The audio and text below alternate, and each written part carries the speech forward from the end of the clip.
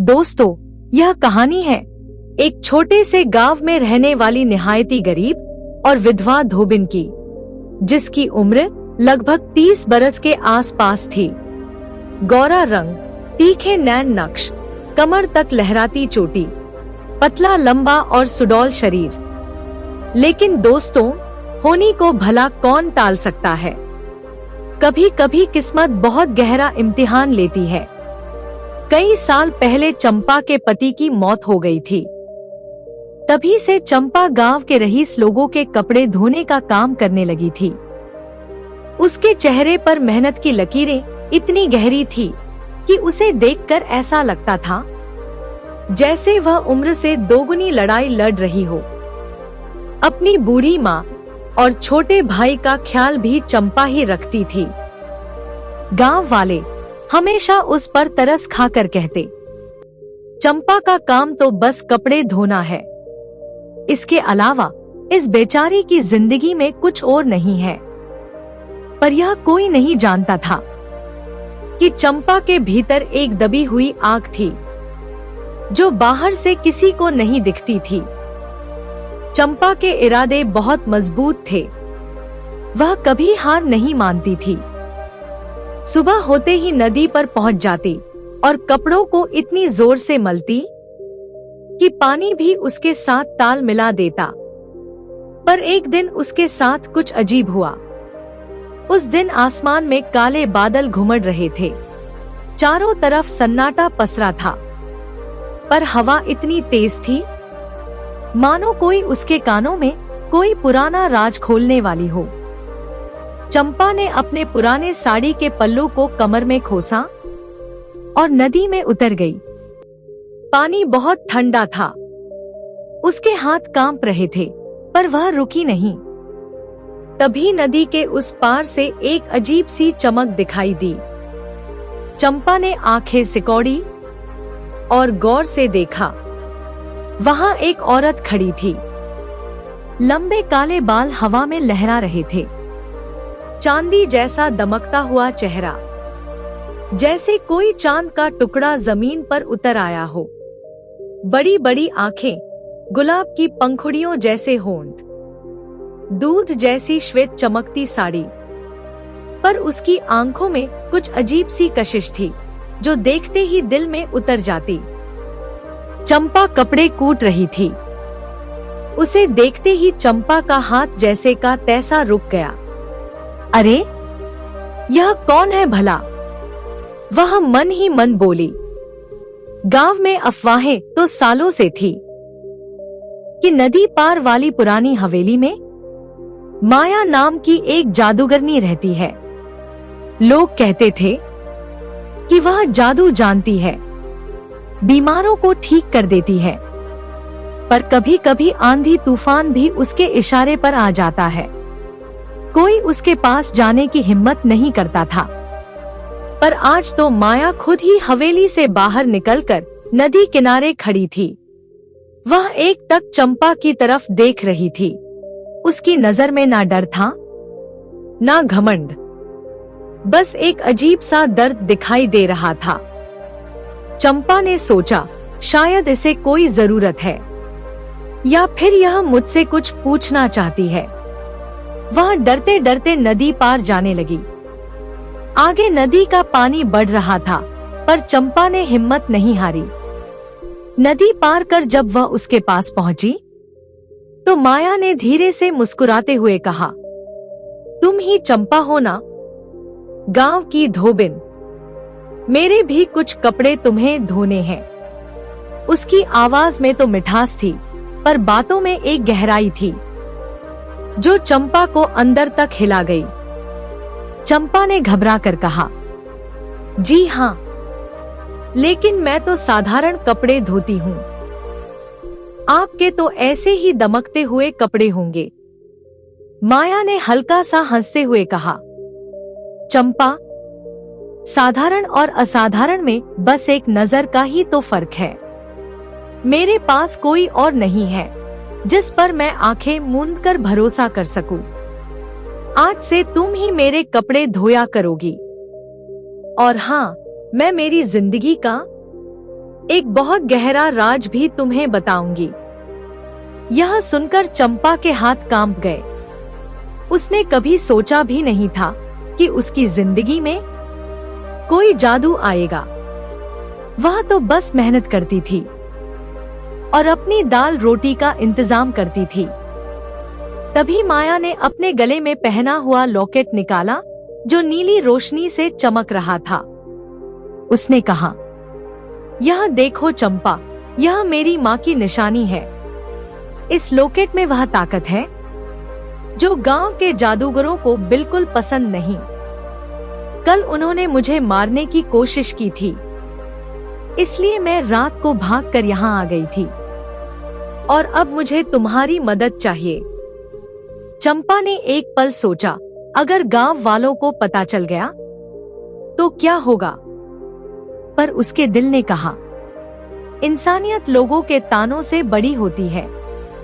इसलिए वह माया को अपने छोटे से झोपड़ी वाले घर ले आई। उसकी माँ सो रही थी। चंपा ने चूल्हे में आग जलाई और माया को गरम गरम दूध पिलाया। तब माया ने बैठकर अपनी कहानी सुनानी शुरू की। मैं एक जादूगरनी हूँ चंपा, पर यह जादू मेरे लिए अभिशाप भी है। सब लोग मुझे डरते हैं। मेरा कोई दोस्त नहीं, कोई मुझसे बात नहीं करना चाहता। तुम जैसी सच्ची औरत पहली बार मिली है। चंपा चुपचाप सुनती रही। उसके मन में एक अनजाना सा पुल बन रहा था। माया की आंखों में वह अकेलापन था जो चंपा अपने अंदर महसूस कर रही थी। दोनों की बातें बढ़ती गई। चंपा ने उसे अपनी जिंदगी की तकलीफों के बारे में बताया कि कैसे पति की मौत के बाद वह अकेली लड़ रही है, कैसे गांव वाले ताने मारते हैं। इधर माया ने भी अपने जादू की मजबूरियों के बारे में बताया कि कैसे वह रातों को जागकर मंत्र पढ़ती है। इसी तरह रात गहराती गई। बाहर बारिश तेज हो गई थी। चंपा ने माया को अपना पुराना बिस्तर दिया और खुद फर्श पर सो गई, पर उसे नींद नहीं आई। मन में यही उधेड़ बुन लगी थी कि यह औरत जादू जानती है, पर यह डरावनी तो नहीं लगती। सुबह होते ही चंपा कपड़े धोने नदी पर गई। माया भी साथ गई। उसने अपने कपड़े चंपा को दिए। लो चंपा, इन्हें भी धो देना, पर ध्यान रखना मेरे कपड़ों में भी जादू है। चंपा ने हंसकर कहा, जरूर होगा माया, मेरे हाथों में भी तो मेहनत का जादू है। तुम्हारा जादू तो बस देखने भर का है। फिर दोनों जोर से हंस पड़ी। पहली बार चंपा को ऐसा लगा कि कोई तो है जो उसे समझता है। धीरे धीरे यह खबर गांव भर में फैलनी शुरू हो गई। ससुर जी ने पहले दिन ही देख लिया था कि चंपा किसी अजनबी औरत को घर ले गई है। चंपा कपड़े धोकर लौटी तो रास्ते में रोककर उन्होंने पूछ लिया, चंपा बेटी, उस दिन तुम्हारे साथ वह औरत कौन थी? चंपा को अंदर से तो डर लग रहा था, पर उसने झूठ बोल दिया, कोई राहगीर थी पिताजी, बारिश में भीग गई थी। इतना कहकर वह घर आ गई। दोपहर को जब चंपा कपड़े सुखा रही थी तो माया फिर से आई। इस बार उसके हाथ में एक छोटी सी किताब थी। यह देखो चंपा, इसमें वह मंत्र हैं जो मुझे बचाएंगे, पर इसमें से एक पन्ना गायब है। देखो, शायद वह तुम्हारे पास हो। चंपा चौंक गई। उसकी आंखें चौड़ी हो गईं। पर मैं तो अनपढ़ हूँ माया। माया ने हंसकर कहा, डरो मत चंपा, मैं तो सिर्फ मजाक कर रही थी। इधर गांव भर में अफवाहें उड़ने लगी कि चंपा धोबिन जादूगरनी माया के चंगुल में फंस गई है। चंपा ने माया को अपने घर में छुपा कर रखा है। अगले दिन चंपा के ससुर जी ने बाहर से आवाज लगाकर कहा, बाहर निकलो चंपा। गांव वाले पूछ रहे हैं कि वह जादूगरनी तुम्हारे घर में क्यों है। चंपा का दिल जोर से धड़क उठा। चंपा ने डरते डरते दरवाजा खोला तो देखा कि बाहर गांव वाले खड़े थे, जिनमें सबसे आगे उसके ससुर जी थे, जिनकी आंखें गुस्से से लाल थी। पंचायत के बुजुर्ग उनके पीछे थे। उनसे कुछ दूर कुछ औरतें खड़ी काना फूसी कर रही थी। चंपा, सच बता, क्या वह जादूगरनी माया तुम्हारे घर में छुपी हुई है? ससुर जी की आवाज गूंज रही थी। चंपा ने बात को साधते हुए कहा, कौन माया ससुर जी? मैं तो यहाँ बिल्कुल अकेली हूँ। एक दिन बारिश में कोई राहगीर आई थी। मैंने उसे गर्म दूध पिलाया, फिर वह चली गई। पर आप लोग इतना शक क्यों कर रहे हो? उसकी आवाज में हिम्मत थी। क्या किसी औरत की मदद करना गुनाह है? गांव वाले एक दूसरे का मुंह ताकने लगे। एक बुजुर्ग बोला, नहीं बेटी, किसी औरत की मदद करना कोई गुनाह नहीं है। पर जिसे गांव वालों ने देखा है, वह हवेली वाली जादूगरनी है। उसे घर में पनाह देना पाप है। अगर सच में वह यहाँ है तो हमें बता दो, नहीं तो तुम्हें पूरे गांव का कलंक लग जाएगा। तभी अंदर से हल्की सी हवा चली, मानो माया ने कोई छोटा सा मंत्र पढ़ लिया हो। रास्ते से धूल उड़ी और सबकी आंखों में चुभ गई। लोग आंखें मलने लगे। चंपा ने इस बात का फायदा उठाया और दरवाजा बंद कर दिया। कुछ देर में भीड़ भी बिखर गई। अंदर आकर चंपा ने राहत की सांस ली। माया कमरे के एक कोने में खड़ी थी। उसके चेहरे पर डर का पसीना था। उसने शुक्र मनाते हुए कहा, चंपा, आज तुमने मेरी बहुत मदद की है। मैं तुम्हारी एहसानमंद हूँ। फिर दोनों बैठकर बातें करने लगी। चंपा ने बताया कि कैसे पति की मौत के बाद अपने भाई को स्कूल भेजने के लिए वह दिन रात मेहनत करती है, माँ की दवाई के लिए पैसे जुटाती है। फिर माया ने अपनी कहानी सुनाई। मैं जन्म से जादू जानती हूँ, लेकिन माँ बाप ने मुझे छुपा कर रखा। गांव के जादूगरों ने मेरी माँ को मार डाला, क्योंकि वह उन्हें पसंद नहीं करती थी।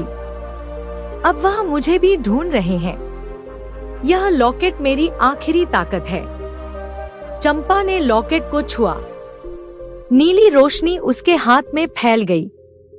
अजीब सा सुकून मिला। दोपहर ढलते ही चंपा नदी पर गई। माया भी छुपकर साथ आई। कपड़े धोते वक्त माया ने कहा, चंपा, मेरे कपड़े धोने से पहले एक बार इस मंत्र को बोल देना। फिर उसने धीरे से मंत्र सिखाया। चंपा ने मंत्र को दोहराया और पानी में कपड़े डाले। अचानक कपड़े खुद साफ होने लगे और सारी धूल एक तरफ हट गई।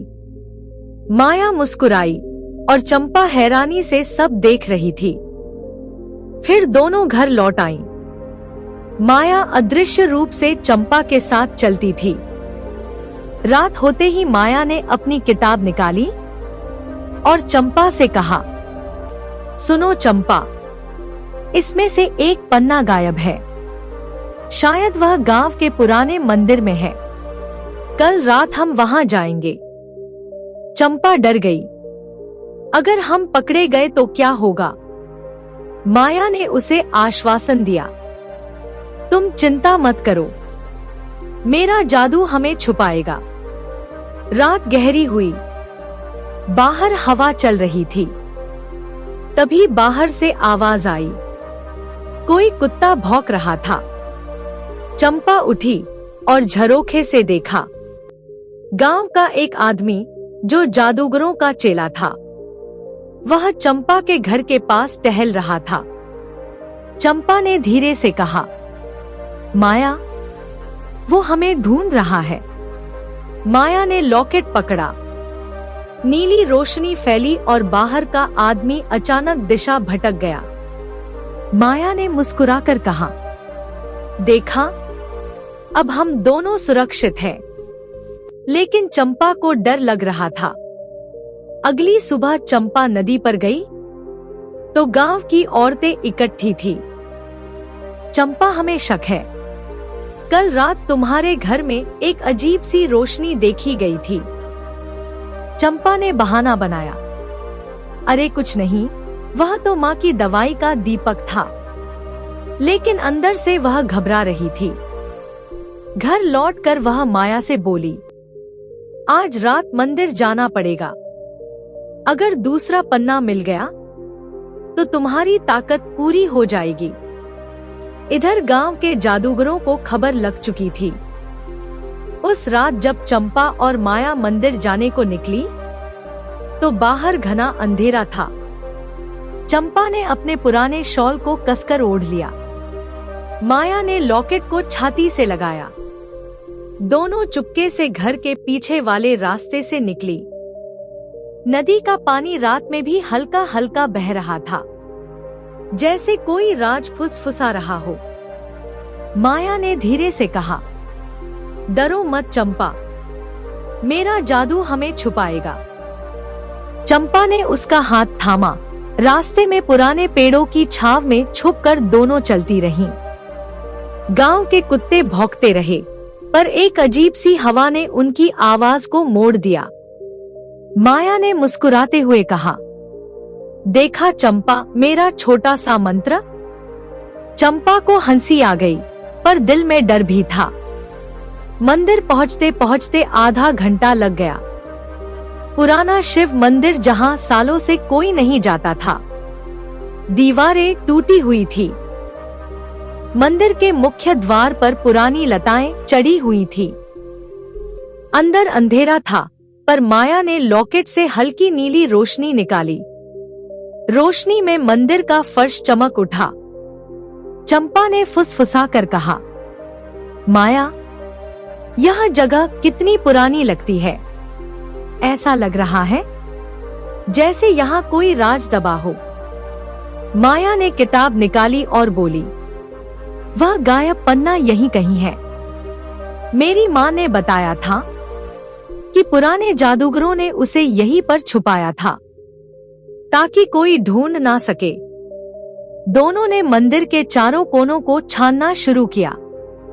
चंपा ने पुरानी मूर्ति के नीचे हाथ डाला और थोड़ी मिट्टी निकाली। माया ने मंत्र पढ़ा और हवा में कुछ कण चमकने लगे। अचानक एक पत्थर हिला। चंपा ने उसे उठाया तो नीचे एक छोटा सा बक्सा मिला। उसने खुश होकर कहा, माया, यह देखो। माया ने बक्सा खोला। उसके अंदर वही गायब पन्ना था, पर पीला पड़ चुका था। लेकिन मंत्र साफ लिखे थे। माया की आंखें चमक उठीं। चंपा, अब मेरी पूरी ताकत वापस आ जाएगी। तुम्हारे बिना यह कभी नहीं मिलता। उसने चंपा को गले लगाया। तभी बाहर से आवाज आई, कौन है वहां? यह गांव का आदमी था जो जादूगरों का गुप्तचर था। उसके हाथ में मशाल थी और वह इसी तरफ आ रहा था। चंपा का दिल धड़क उठा। उसने कहा, चलो माया, जल्दी चलो यहाँ से। माया ने पन्ना सीने में छुपाया और लॉकेट को पकड़ा। फिर नीली रोशनी फैली और मंदिर का द्वार अपने आप बंद हो गया। दोनों मंदिर के पीछे वाले दरवाजे से निकली। बाहर जंगल शुरू हो गया। वे दोनों पेड़ों के बीच दौड़ती हुई तेज तेज चल रही थी। दूर से उस आदमी की आवाज आ रही थी, जादूगरनी और धोबिन, देख लूंगा तुम दोनों को। चंपा हाँफ रही थी। माया ने कहा, रुको मत चंपा। चंपा ने हिम्मत की और तेज दौड़ी। जंगल में एक जगह रुककर माया ने पन्ना पढ़ना शुरू किया। मंत्र पढ़ते ही आसपास की पत्तियां चमकने लगी। एक पुराना पेड़ हिला और रास्ता बन गया। दोनों उस रास्ते से निकली और नदी के किनारे पहुंच गई। नदी किनारे बैठकर दोनों ने चैन की सांस ली। माया ने पन्ना चंपा को दिखाया। देखो चंपा, इसमें वह मंत्र है जो गांव के जादूगरों को रोक सकता है। कल हम इसे आजमाएंगे। चंपा ने हाँ में सिर हिलाया और कहा, पर पहले हमें घर पहुंचना है। भाई और माँ इंतजार कर रहे होंगे। घर पहुंचकर दोनों चुपके से अंदर घुसी। चंपा ने भाई को देखा जो गहरी नींद में सो रहा था। माँ ने आंख खोली तो चंपा ने कहा, सो जाओ माँ, अभी सब ठीक है। ऐसा कहकर वह भी फर्श पर चटाई बिछाकर लेट गई। सुबह होते ही चंपा नदी पर गई। माया छुपकर साथ थी। गांव की औरतें फिर इकट्ठी हो गईं। बताओ चंपा, कल रात तुम कहाँ थी? रात को मंदिर में नीली रोशनी देखी गई थी। चंपा ने बहाना बनाया। माँ की तबीयत खराब थी, इसलिए मंदिर में दुआ मांगने गई थी। उनमें से एक औरत आंखें नटेर कर बोली, और साथ में वह जादूगरनी भी थी ना? चंपा का चेहरा सफेद पड़ गया। घर लौटकर वह माया से बोली, अब तुम्हें गांव वालों से छुपाना मुश्किल हो रहा है माया। समझ नहीं आ रहा क्या करना चाहिए। रात तो जैसे तैसे कट गई, पर जैसे ही सुबह हुई तो पूरा गांव चंपा के घर की तरफ बढ़ रहा था। बाहर से आवाजें आ रही थी। चंपा, उस जादूगरनी को लेकर बाहर निकल। ससुर जी की आवाज सबसे तेज थी। चंपा का दिल धड़क उठा। भाई और माँ अभी सोए पड़े थे। चंपा ने दरवाजा खोला। बाहर कम से कम 50 लोग खड़े थे। बुजुर्ग, औरतें और जवान, सबकी आंखों में गुस्सा और डर मिश्रित था। एक बुजुर्ग ने लाठी तान कर कहा, चंपा, तुमने गांव का नाम डुबो दिया। वह जादूगरनी तुम्हारे घर में रह रही है। कल रात मंदिर में तुम दोनों को देखा गया। अब सच बोलो, वरना हम पंचायत बुलाकर फैसला करेंगे। चंपा ने भी सीना तान कर सबके सामने खड़े होकर कहा, सच बोल रही हूँ ससुर जी। माया कोई बुरी औरत नहीं है। वह जादू जानती है, लेकिन वह किसी का बुरा नहीं करती। मैंने उसकी मदद की क्योंकि वह अकेली थी। यह सुनते ही भीड़ में हंगामा मच गया। औरतें चीखने लगी, अरे यह धोबिन भी जादूगरनी बन गई। माया आगे बढ़ी। उसकी आवाज शांत लेकिन मजबूत थी। मैं ही हवेली वाली माया हूँ। मैं जादू जानती हूँ, पर मैंने कभी किसी को कोई नुकसान नहीं पहुँचाया। गांव के जादूगर हवेली में मुझे मारने पहुँचे थे। मैं भागकर नदी किनारे आ गई। मैंने चंपा से मदद मांगी और चंपा ने इंसानियत दिखाई। क्या इसमें बुराई है? गांव वाले एक पल के लिए चुप हो गए, लेकिन फिर एक चेला आदमी जो कल रात मंदिर में था, वह आगे आकर बोला, कल रात मैंने इन दोनों को मंदिर में देखा था। इनके आसपास एक नीली रोशनी थी। ये दोनों जादू टोना कर रही थी। पकड़ लो इन्हें। भीड़ बढ़ने लगी। चंपा ने माया का हाथ थामा। माया ने लॉकेट छुआ। हल्की नीली रोशनी फैली, लेकिन वह इतनी नरम थी कि किसी को डर नहीं लगा। भीड़ में तालियां बजने लगी।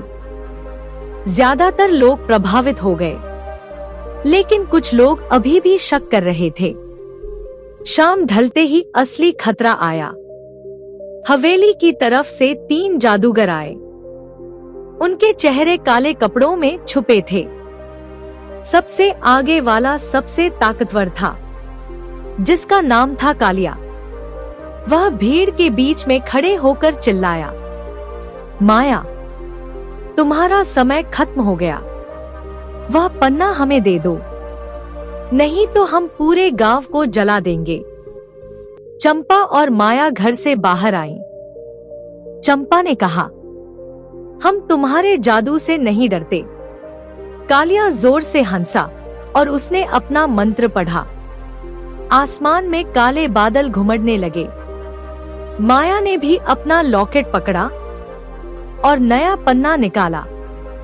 नीली रोशनी पूरे गांव पर छा गई। चंपा ने नदी से पानी का घड़ा उठाया और माया के साथ मिलकर उसे हवा में उछाला। पानी जादू से हवा बनकर उड़ा और बादलों को भी उड़ाकर दूर ले गया। गांव वाले देखते रह गए। कालिया गुस्से से बोला, अरे यह क्या? धोबिन का पानी जादू को रोक रहा है। अगले ही पल कालिया ने आग की लपटें भेजी। माया ने मंत्र पढ़कर आग बुझा दी। गांव वाले अब चंपा और माया के साथ हो गए। वे लाठियां लेकर खड़े हो गए। हमारे गांव को कोई नुकसान नहीं पहुंचाएगा। चंपा का दिल गर्व से भर गया। रात होने तक जादूगर हारे हुए वापस लौट गए। लेकिन जाने से पहले कालिया ने आखिरी चेतावनी दी, कल सूरज ढलते ही हम पूरा दल लेकर आएंगे। तब तुम दोनों को मार डालेंगे। दोनों रात भर जागकर योजना बनाती रहीं। अब गांव तो शांत था, लेकिन कल का डर मंडरा रहा था। माया के लॉकेट में नीली रोशनी पहले से कुछ ज्यादा तेज थी, क्योंकि अब उसके पास वह गायब पन्ना भी था। और अब कम से कम आधे गांव वाले तो उनके साथ खड़े थे, आधे अभी भी डरे हुए थे। तभी दूर से धूल उड़ती हुई दिखाई दी। कालिया अपने पूरे दल के साथ आ रहा था। उनके पीछे काले बादल घुमड़ रहे थे। हवा में आग की गंध आ रही थी। कालिया सबसे आगे था। उसकी आंखों में गुस्सा और घमंड था। वह जोर से चिल्लाया, माया, वह पन्ना मुझे सौंप दो, वरना पूरे गांव को जलाकर राख कर दूंगा। गांव वाले हड़बड़ा गए। माया ने लॉकेट उठाया और नया पन्ना पढ़ना शुरू किया। नीली रोशनी पूरे आकाश में फैल गई। कालिया ने अपना मंत्र पढ़ा और आसमान से आग की लपटें बरसने लगी। माया ने भी मंत्र पढ़ दिया। नदी का पानी पानी जादू से उड़ने लगा और आग की लपटों को बुझाने लगा। गांव वाले हैरानी से देख रहे थे। कालिया गुस्से से लाल हो गया। अब कालिया ने आखिरी हमला किया। उसने एक बड़ा सा काला तूफान पैदा किया, जो पूरे गांव को उड़ाने वाला था। गांव वाले डर गए, लेकिन चंपा और माया ने एक साथ खड़े होकर अपना जादू मिलाया। चंपा ने नदी के सहारे पानी को इशारे से बुलाया। माया ने नीली रोशनी से उसे शक्ति दी। पानी का विशाल सैलाब एक ठोस दीवार में बदल गया, जो तूफान को रोककर कालिया पर ही पलट गया। उसके चेले यह दृश्य देखते ही भाग गए, मगर कालिया पानी की दीवार के नीचे ढेर हो गया। धीरे धीरे तूफान थम गया। आसमान साफ हो गया। सूरज ढल चुका था, लेकिन चांदनी चमक रही थी। गांव वाले चंपा और माया को घेर कर नाचने लगे। गांव अब शांत और समृद्ध था। अब उस गांव में जादूगरों का नाम भी नहीं लिया जाता था। तो दोस्तों, यह थी चंपा धोबिन और जादूगरनी माया की कहानी, जो पीढ़ियों तक सुनाई जाती रही। आप सबको यह कहानी कैसी लगी, हमें कमेंट करके जरूर बताइएगा। और हाँ, वीडियो को लाइक और हाइप करके हमारे चैनल को सब्सक्राइब भी जरूर कर लीजिएगा। धन्यवाद दोस्तों।